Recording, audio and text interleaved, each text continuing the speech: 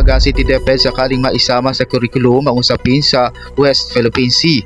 Ang kay Dr. Cyril Serrador, ang Chief ng Curriculum Implementation ng City DepEd, hindi na umano bago ang usapin sa West Philippine Sea sa pagtuturo. Sinabi ni Dr. Serrador sa asignatura na Araling Palipunan, naka-integrate na talaga hindi lamang ang usapin sa WPS pati na rin ang mga issue sa lipunan dahil holistic umano ang approach at nagkakaroon ng integration across curriculum pagdating sa mga impormasyon at mga concern na kailangan ng mga mag-aaral. Anya sakali namang magkaroon ng formal na polisiya na mai-integrate o maisama sa curriculum ay hindi na umano ito bago sa kanila. Ang gagawing paghahanda umano dito dahil sa mas may intensify na sa loob ng classroom ang usapin sa WPS ang impormasyon na ibibigay sa mga guro.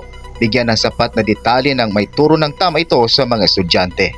Ako, si Wilmar Abreu ng GMA Super Radio Palawan, dapat totoo.